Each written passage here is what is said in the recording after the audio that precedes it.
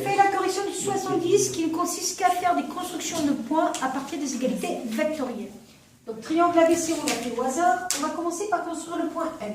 On part de quelle origine pour construire le point M? A. De A. Donc c'est parti, on part de A. À partir de A, on fait la translation de vecteur AB. Donc on arrive à B. À partir de là, on fait la translation de vecteur AC. Qu'est-ce que je vous ai dit? Quand vous faites suivre des vecteurs, il faut utiliser shall, c'est-à-dire que le vecteur AC, qu'est-ce qu'on va faire?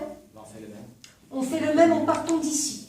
Donc soit vous utilisez un quadrilla si vous en avez un, soit vous faites un parallélogramme avec votre compas, et là, vous avez le point R. Donc vous avez compris ce qu'on a fait?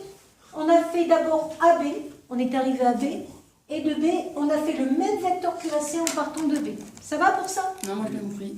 De B, on a fait ce même vecteur-là, mais en partant de B. Ce qui fait que les deux mouvements se suivent. D'accord. Ok? AN, on part de quel point? A. De A, on fait le mouvement AB. Donc ça ne bouge pas, on arrive ici. Et après, on fait le mouvement moins AC. Mais le mouvement moins AC, c'est quoi? L'inverse. C'est plus le contraire. C'est plus CA. Donc, on va partir de là, mais on va faire le vecteur CA. Et donc, le vecteur CA, ça va aller vers où? Vers le bas, comme ceci. Donc, on répète, on fait le mouvement AB, puis le mouvement CA, la translation. Et là, on arrive au point L. Donc, il faut juste vous dire que ajouter des vecteurs, c'est juste faire des translations les unes après les autres qui se suivent. C'est shall. AP, on part de quel point? De A, toujours pareil. On fait quel vecteur? CA. Mais ça, il fait quoi, CA? Il descend. Il descend. Donc, on est d'accord que faire le mouvement CA, c'est faire ça. Oui. À partir de ça, on fait quel vecteur? BA. Mais ça fait quoi, BA? Non, BA, ça fait ça. BA. Et là, vous arrivez au point P. Donc, je répète. Pour faire le point P, on part bien du point A, c'est l'origine. Du point A, on fait le vecteur CA. Le vecteur CA, on le reproduit ici. On arrive là. De ce point-là, on fait le vecteur BA. Le vecteur BA, il est ici, je le reproduis ici. Et au final, on arrive au point P. Ça va pour le point P? Oui. On y va pour le point Q.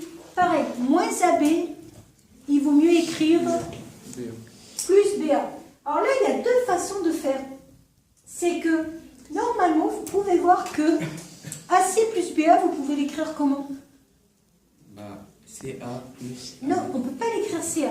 Par contre, on peut l'écrire BA plus AC. C'est ce que j'avais dit dans une des vidéos. 2 plus 3, 3 plus 2, c'est le même résultat. Donc, quand vous faites une somme de vecteurs, et là, on fait shall. Et qu'est-ce que nous dit shall, s'il était encore en vie? AA se simplifie, il reste BC. Et vous voyez qu'ici, c'est plus facile parce que vous allez donc construire un point Q tel que AQ est égal à BC. Alors, on part de quel point? De A. Et on fait quel vecteur? BC, il va comme ça? Donc on va comme ça. On va comme ça. Alors, vous allez me dire, oui, mais si on avait fait ça, on ne serait peut-être pas arrivé au même point. Est-ce que vous allez me dire ça? Oui. Pas forcément. Mais il y en a qui peuvent se demander. Et bien, on va vérifier que ce n'est pas vrai. Si on avait fait ça, on serait arrivé au même point. Allez, c'est parti. A, on fait quel mouvement? AC, on arrive ici. On fait quel mouvement? BA. BA, on arrive ici. Donc, en vrai, même si vous n'aviez pas fait la relation de shall ici, vous seriez arrivé au même point en faisant suivre les mouvements.